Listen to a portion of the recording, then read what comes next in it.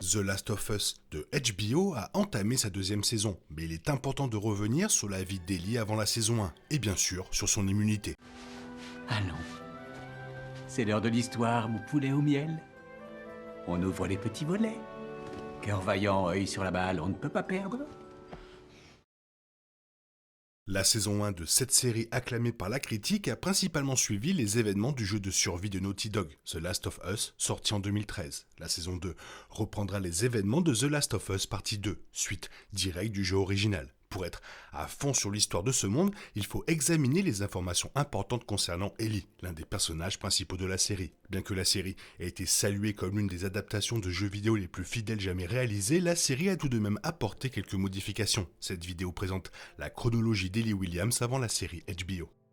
Les jeux vidéo ne donnent pas beaucoup de détails sur la naissance d'Ellie, ses parents ou la raison de son immunité. La série HBO a décidé d'aborder ce sujet en développant les événements qui ont précédé la naissance d'Ellie. Anna, la mère d'Ellie Williams, a donné naissance à Ellie en 2009. La série ne nomme ni ne montre le père d'Ellie, ce qui laisse penser qu'il n'est plus vivant. Les circonstances de la naissance d'Ellie furent assez stressantes. Anna quitte la zone de quarantaine de Boston avec Marlène pour rejoindre un refuge luciole. Au cours de leur périple à travers les bois, Anna fut séparée de Marlène et du reste de la patrouille. Seule et enceinte, un infecté la repéra et la poursuivit à travers les bois. Anna peina à atteindre le refuge seule, mais y parvint. Anna prit des précautions pour barricader la porte d'entrée puis se cacher dans l'une des chambres à l'étage, mais cela ne suffisait pas à la protéger de l'infecté. Finalement, l'infecté qui l'observait s'introduisit dans la maison et traqua Anna à l'étage. Anna, alors en travail, réussit à tuer l'infecté d'un coup de couteau après une lutte acharnée. Anna était tellement occupée à repousser la créature qu'elle ne remarqua pas qu'elle avait donné naissance à Ellie pendant la confrontation. Elle ne remarqua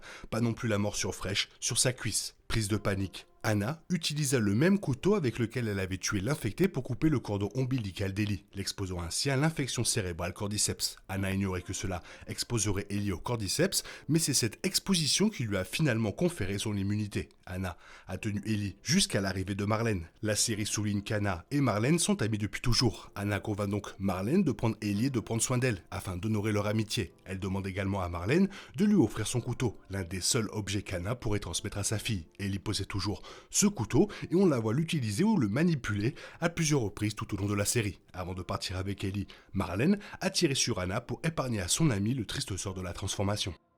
Malgré le dernier souhait d'Anna que Marlène s'occupe de sa fille, Marlène emmena inévitablement Ellie en zone de quarantaine à Boston. Ellie fut déclarée orpheline et passa la majeure partie de son enfance à l'école militaire préparatoire de la FEDRA. Marlène était la chef des Lucioles et conserva ce titre jusqu'à sa mort dans l'épisode 9 de la saison 1. Elle ne pouvait donc pas s'occuper d'une si jeune enfant. Bien qu'elle ait laissé Ellie à l'école militaire, Marlène continuait de la surveiller de temps en temps pour s'assurer qu'elle allait bien. Le séjour d'Ellie à l'école préparatoire militaire de la FEDRA est assez explicite. Ces internats militaires apprenaient essentiellement aux enfants à devenir soldats. C'est logique. Dans l'univers de The Last of Us, les zones de quarantaine sont parmi les seuls endroits sûrs qui subsistent. Bien que de nombreux groupes, comme les Lucioles, s'opposent au contrôle de la FEDRA, ils protègent les personnes qui s'y trouvent des infectés comme des pillards. Pour maintenir ce niveau de sécurité, la FEDRA a besoin d'un approvisionnement constant de soldats correctement entraînés, capables d'éliminer les infectés, de ratisser le périmètre et d'intercepter toute tentative d'entrée ou de sortie de la zone de quarantaine. Les écoles militaires étaient des orphelinats de luxe. Les enfants qui perdaient leurs parents pendant ou après l'épidémie étaient envoyés dans ces internats où ils partageaient leur dortoir avec au moins un autre élève. À l'école,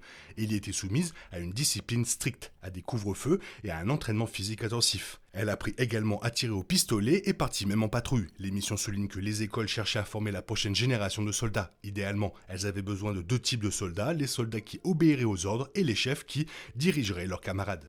Ellie est infectée peu avant de rencontrer Joel Miller. Au moment de son infection, Ellie ignorait totalement son immunité. Elle s'attendait à mourir ou à se transformer cette nuit-là. Mais ce qui s'est passé était bien pire. Dans l'épisode 7 de la saison 1, les spectateurs découvrent comment Ellie a été mordue. Cet épisode s'inspire du DLC Left Behind, sorti peu après la sortie du premier jeu. Dans Left Behind, on découvre la relation d'Ellie avec sa colocataire et meilleure amie, Riley. Riley prévoit de s'enfuir du pensionnat de la FEDRA pour rejoindre les Lucioles, une décision qui a profondément perturbé Ellie. À l'époque, Ellie ne faisait pas confiance aux Lucioles en raison de leur propagande anti-FEDRA extrême, mais elle ne voulait pas non plus perdre sa meilleure amie. Riley souhaite passer une dernière nuit avec Ellie avant de partir rejoindre les Lucioles, alors elle convainc Ellie de s'enfuir avec elle. Elles parviennent à se faufiler dans un centre commercial abandonné rempli de boutiques, d'une salle de jeu et de quelques manèges dignes d'une fête foraine. Sur place, les filles jouent à des jeux vidéo, font un tour de manège et prennent des photos dans un photomaton. Elles échangent même leur premier baiser, révélant que Riley et Ellie voulaient être bien plus que des amis. Leur sortie au centre commercial, transformée en rendez-vous galant, leur a permis d'exprimer leurs sentiments et de passer du temps de qualité ensemble. Bien mérité. Malheureusement,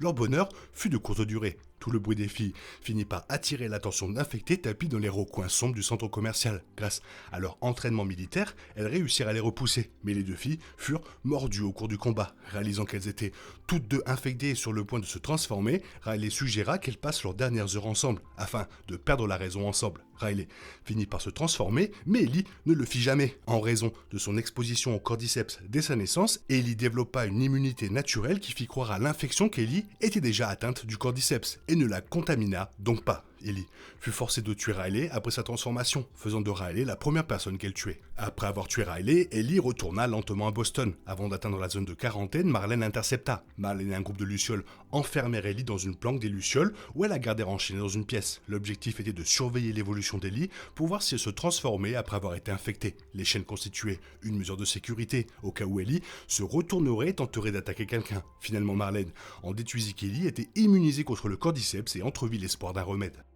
La révélation est donc qu'Ellie est plus ou moins immunisée contre l'infection cordyceps. À la fin de l'épisode 1, Joel, Tess et Ellie sont capturés par un agent de la Fedra à l'extérieur de la zone de quarantaine de Boston, qui les scanne pour détecter une infection, une scène importante tirée du jeu. Après avoir scanné Ellie, elle se retourne et poignarde l'agent à la jambe, obligeant Joel à le tuer. Tess trouve alors le scanner qui indique qu'Ellie est infectée. Après un bref moment de panique, Ellie révèle la morsure sur son bras et qu'elle l'a reçue il y a plus de 3 semaines. La plupart des personnes infectées commencent à se transformer dans les 24 à 48 heures, suivant la morsure, ce qui prouve l'immunité d'Ellie. Cependant, en montrant son bras, on voit l'infection de la morsure traverser l'avant-bras d'Ellie, ce qui signifie que le champignon cordyceps est toujours présent dans son organisme. Cependant, étant donné qu'elle est infectée depuis plus de 3 semaines, cela signifie que l'infection ne l'affecte pas de la même manière que les autres humains de la série.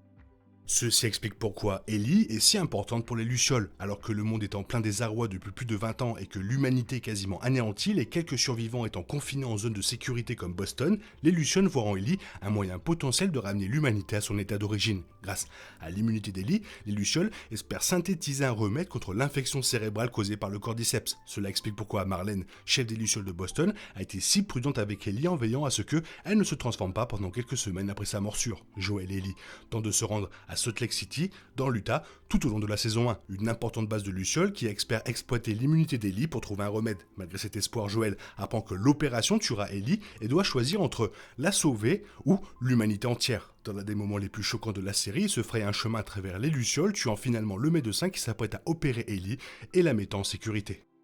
Bien qu'il n'existe jamais de réponse définitive à l'immunité d'Ellie, les détails ne sont pas vraiment importants, surtout que Joel l'a sauvée au lieu de la laisser mourir dans l'espoir de trouver un remède. Son immunité est davantage le moteur de l'intrigue, un moyen de la faire voyager avec Joel de Boston à Salt Lake City. Mais l'importance de l'histoire réside davantage dans leur arc narratif et leur relation que dans le fait de savoir qu'elle est immunisée. Ellie est prête à risquer sa vie si cela lui donne une chance de sauver l'humanité, tandis que Joel ne peut imaginer perdre un autre enfant, un sentiment que son aventure avec Ellie tout au long de la première saison l'a aidé à surmonter. Cela conduit Joel à mentir à Ellie en affirmant qu'elle n'est pas unique et que les Lucioles ont trouvé des dizaines de personnes comme elle, sans parvenir à trouver le remède. Si Joel pense que la solution de facilité est de mentir à Ellie, un doute persiste chez elle quant à ses dires, un doute qui sera exploré dans la saison 2 de The Last of Us. Voilà, je trouvais important de revenir sur ce que Ellie a vécu, bien sûr, et sur son immunité. Toi, qu'est-ce que tu en penses? Si tu as quelque chose à rajouter, n'hésite pas à le faire dans la zone commentaire. Sinon, comme d'habitude, bisous, avec des brilles, bye bye. Il est impossible de compter sur les autres de nos jours. On est obligé de tout faire soi-même.